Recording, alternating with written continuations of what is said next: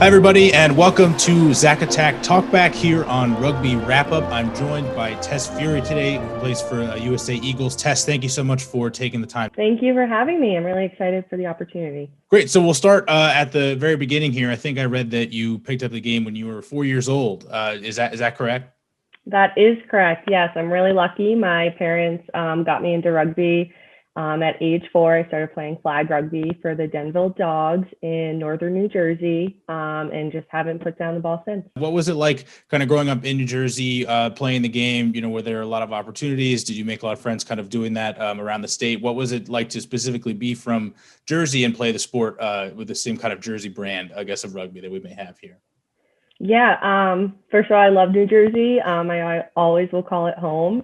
I felt like I was kind of growing up with New Jersey as New Jersey was growing with rugby. So my parents started the first youth flag program in New Jersey. And since then, they always created opportunities for me to play in Jersey. So I played for the Mars Girls high school team up in New Jersey, and seeing the growth of rugby in New Jersey is incredible. I mean, now looking at how many girls are playing in middle school and high school, it's just really unreal to see.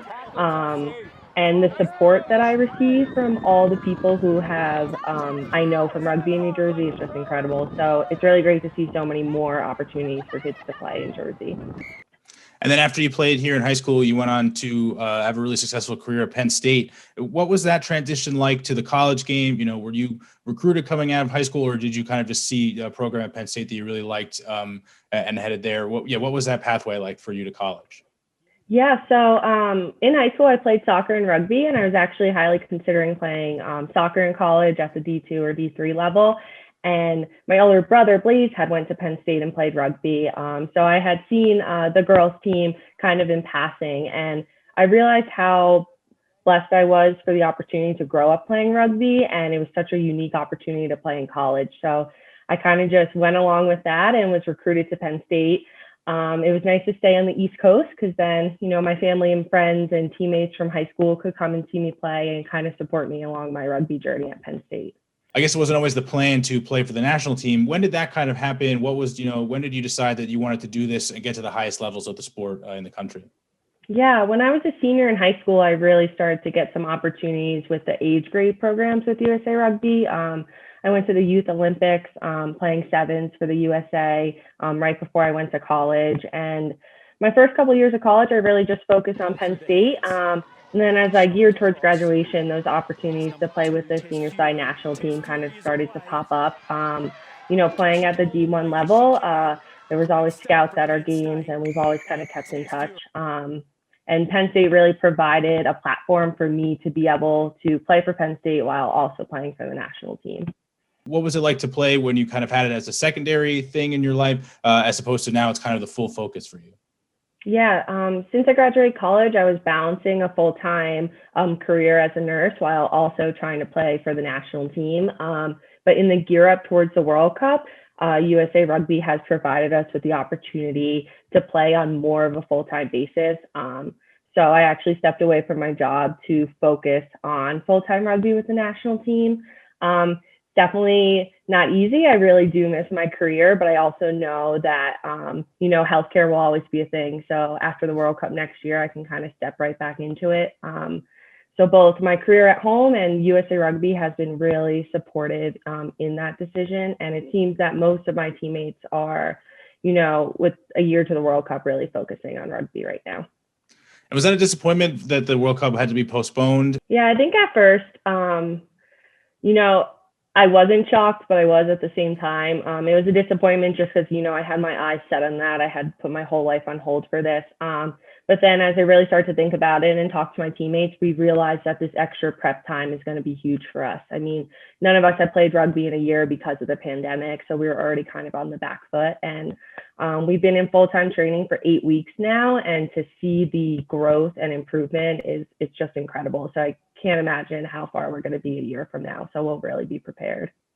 And now what kind of impact do you think these larger national events or international events like the World Cup and the Olympics are going to have on kind of raising the profile of the sport itself? I mean, also specifically the women's side of the sport in the country as a whole. Yeah, I mean, the World Cup's set to take place in New Zealand next year, and New Zealand obviously has a huge rugby presence. They really take a lot of pride in their women's program specifically. So I think that from the USA side of things, people seeing how committed they are to their women's game will really inspire, us to get to that level. And I also think just people in the community seeing the commitment that all the girls on the team are putting forward. I mean, putting their lives and careers on hold for this common goal.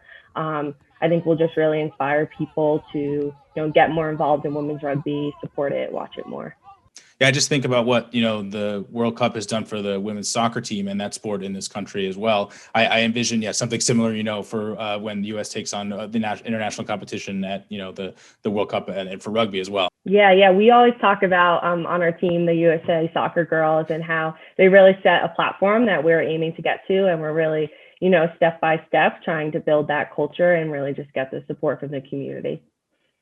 Now, how do you think about the pathway for girls and women in this country for rugby? I know there are not as many kind of higher level leagues as in Europe. You have the Allianz Premier 15s. Yeah, so right now we have the Women's Premier League, the WPL, which has around 8 to 10 teams across the country that are pretty high level rugby. Obviously, we're not quite at the level of MLR, but to see the growth that MLR has had in just 2-3 years is incredible. And I think that if we get the support and the funding, WPL could get to that level. The hard thing about the U.S. is geographically, we're so spread out in compared to Europe, who has that Premier 15s league. So really just overcoming those little challenges geographically, and then just really recruiting from the college level. I mean, a lot of women's rugby is an NCAA emerging sport for college. So really pulling from those programs should advance the WPL league to hopefully get to the MLR level soon. And now you've had a lot of success with both 15s and 7s. Do you have a preference between either? Do you like one over the other, or are they both kind of fun to play with? I definitely like playing both. At the international level, really just focusing on 15s, but I also love playing 7s in the summer, just more, a social fun game for me. I did dip my toes a little bit in the international 7s level, but for me personally as a player, just being able to focus on the 15s game has really been successful for me, but definitely like to play 7s for fun. Right. And now what advice would you give to, any young players in New Jersey or across the country who may, see where you've gotten in the sport and want to follow in your footsteps and take kind of a similar pathway to make rugby, a focus in their life and kind of get to the higher levels of the sport in the country? Yeah, great question. I think just taking every single opportunity you have to play, if you live in a state where there may not be a girls' high school program, like go out and play touch with the boys team or the local women's team. And whenever someone says like, hey, you want to come run around, like saying yes to every opportunity to get better. Especially the pandemic has taught me, you never know when your last rugby game will be. You never know when you're about to play again. So really just taking every opportunity to play on every team, whether it's an international competition or just a local touch game. Just really taking every opportunity. Well, Tessia, thanks again so much for being here today, and best of luck in the upcoming competitions and with your training and everything. Again, I really appreciate the time. Yeah, thank you so much for having me. And please check out our other segments, including our Major League Rugby show, our Global Rugby Recap, What Are the Odds?, our Major League Rugby Sports Bet show with the Philly Godfather, John Bradshaw Layfield, the WWE legend, and Gifty Bailu, martial law, the Zack Attack, and please sign up for our American Red Cross Rugby Wrap-Up Blood Donor Team.